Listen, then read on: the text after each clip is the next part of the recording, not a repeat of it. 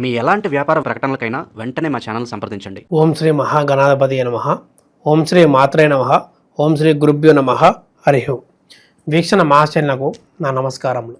ఇప్పుడు 10వ రాశి అయిన మకర రాశి వారికి ఈ యొక్క సెప్టెంబర్ నెల 2025 ఏ విధమైన గ్రహాలు గోచరిస్తున్నాయి, ఎటువంటి జాగ్రత్తలు తీసుకోవాలి, ఏమి చేయగలిగితే వీళ్ళకి అన్నింటా శుభ ఫలితాలు కలుగుతాయి, మనం ఈ యొక్క కార్యక్రమం ద్వారా తెలుసుకునే ప్రయత్నం చేద్దాం.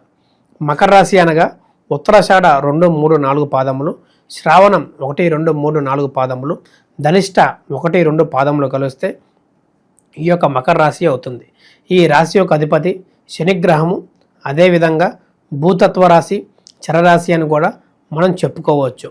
ఈ యొక్క రాశి వారికి చూడగలిగితే లక్షణాలు ముఖ్యంగా సహన శక్తి ఎక్కువ, మాట ఇచ్చిన మాట ఇప్పుడే తప్పటం, ఇతరుల వారిని గౌరవించకపోవటం, వీళ్ళకి నచ్చింది చేయడం, నచ్చినట్టు ఉండటం, ఇతరుల మాట లెక్క చేయకపోవటం, వీరికి ఏది నచ్చితే దాన్నే భావించడం, అదే నిజమని నమ్మటం, ఇతరుల అపోహాలు కూడా ఎంతో ఇబ్బందికరంగా మారుతాయని మనం చెప్పుకోవచ్చు. వీరిలో ఎంతోమంది ఇబ్బంది పడుతూ డబ్బు విషయంలో కానీ, అటు ఆరోగ్య విషయంలో కానీ ఇప్పుడు ఉందనుకుంటూ తర్వాత కూలిపోతూ వీరి యొక్క ముందేసిన అడిగే తర్వాత ఒక దుష్ట ప్రకారమైన అడుగులాగా భావిస్తూ ఎంతో కుటుంబానికి కూడా కలహాలు కూడా ఏర్పడే విషయంగా కనబడుతున్నది.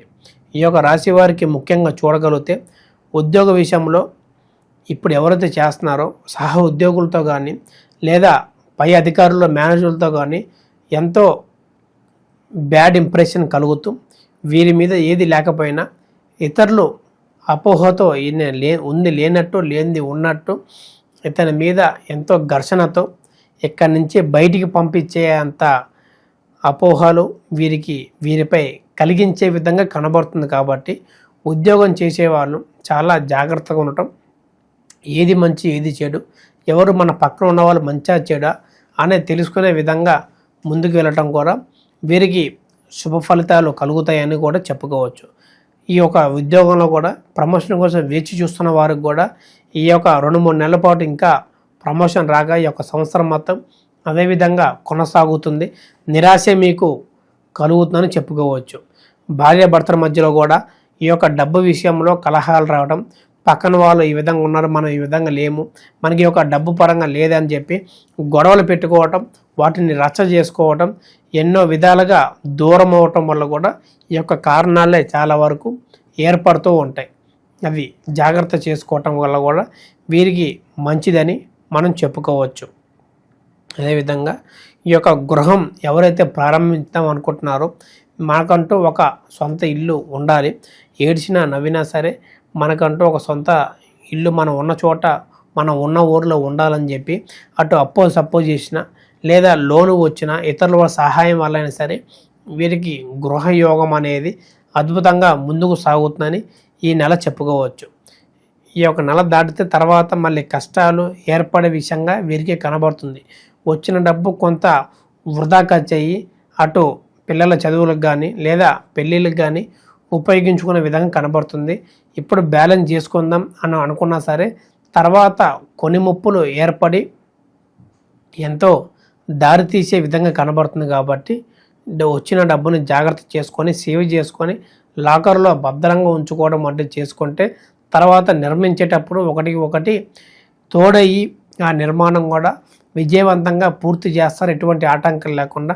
కానీ పని ఒత్తిడి ఎక్కువయ్యి ఈ యొక్క పని వాళ్ళు కానీ వాళ్ళ వల్ల ఎంతో నష్టపోయి చెమట వచ్చినా సరే లాభం లేకుండా విధంగా కనబడుతుంది. కాబట్టి జాగ్రత్త చేసుకోవటం మంచిది.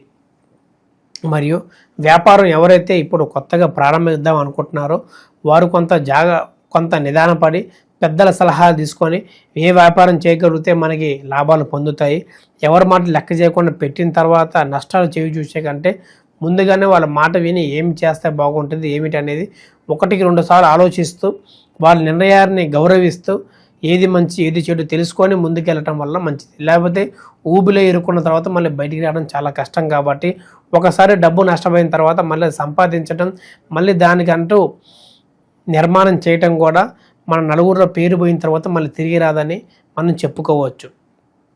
వివాహ ప్రయత్నాలు కూడా ఈ యొక్క నెల మొత్తం అద్భుతంగా వీరికి యోగిస్తాయి. సంబంధాలు చాలా వరకు ఎదురు చూస్తున్న వాళ్ళకు కూడా శుభవార్త మీరు చెప్పే విధంగా ఈ నెల మొత్తం కనబడుతుంది కాబట్టి చేసుకోవటం కూడా మంచిది.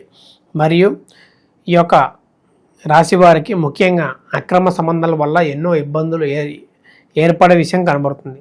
ఎవరైతే అక్రమ సంబంధాలు ఇప్పుడు పాల్గొంటున్నారో అవి దూరంగా ఉంచి కుటుంబాన్ని ఎప్పటి నుంచైనా మంచిగా చూసుకొని వాటిని రోడ్డు అవతలే ఉంచే విధంగా చేయగలిగితే మీరు మీ కుటుంబం పిల్ల పాపలు మంచిగా సంతోషంగా ఈ యొక్క జీవితం మొత్తం కొనసాగుతారని మనం చెప్పుకోవచ్చు.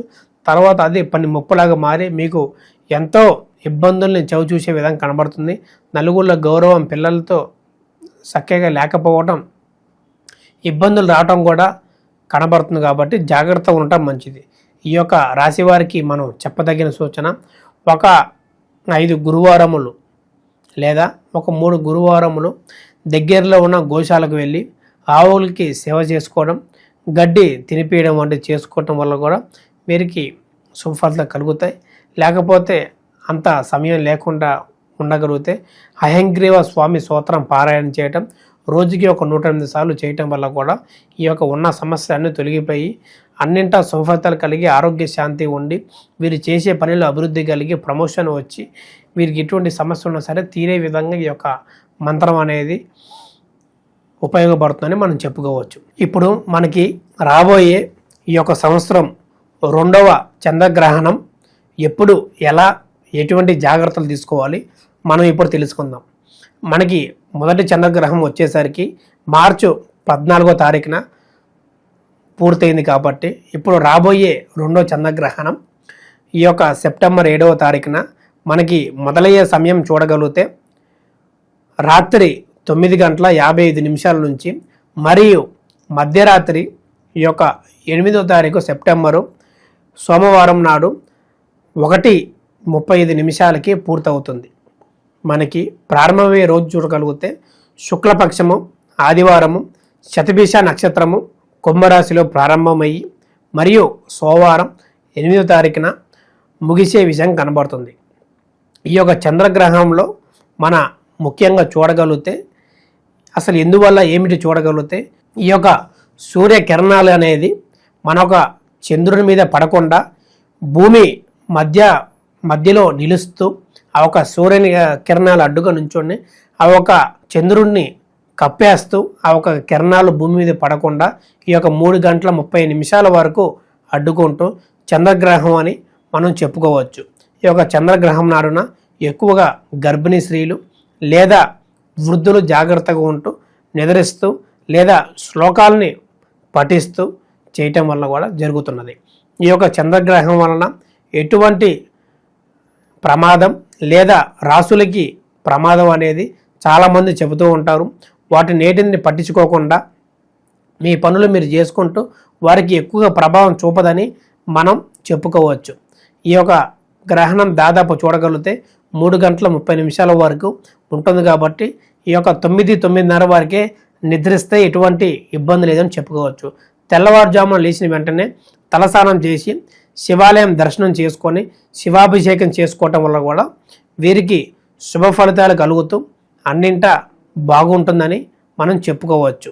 దాన్నే పాటిస్తూ ఎటువంటి అనుమానాలు ఎటువంటి శాంతులు చెప్పినా సరే చేసుకోకుండా జాగ్రత్తగా ఉంటూ దీని ప్రభావం ఎక్కువగా భూమి మీద పడకుండా మనుషులు ఎవరికి పడకుండా ఉంటుందని మనం చెప్పదగిన సూచన. మరియు మీకు ఎటువంటి సలహాలు కావాలన్నా ఎటువంటి ఆచారాలు పాటించాలన్నా మా ఒక కింద కనబడుతున్న నెంబర్కి సంప్రదించి అపాయింట్మెంట్ తీసుకొని మీ యొక్క వ్యక్తిగత జాతకాన్ని తెలుసుకొని ఎటువంటి సమస్యలతో బాధపడుతున్నా సరే వాటి యొక్క చక్కని పరిహారం మార్గాన్ని తెలుసుకొని ముందుకు వెళ్ళటం అనేది చేసుకోండి. ఈ యొక్క రాశి ఫలాలు అనేది దాదాపు 50 నుంచి 70% వరకు ఫలిస్తుంది. మరియు పూర్తిగా తెలుసుకోవాలనుకున్న మా ఒక నంబర్కి సంప్రదించి మీ యొక్క సందేహాలు ఏదైనా సరే ఎటువంటి సమస్యకైనా సరే చక్కని పరిహారం అనేది చూపబోతాం. శుభం. లోకా సమస్త సుఖినో భవంతు.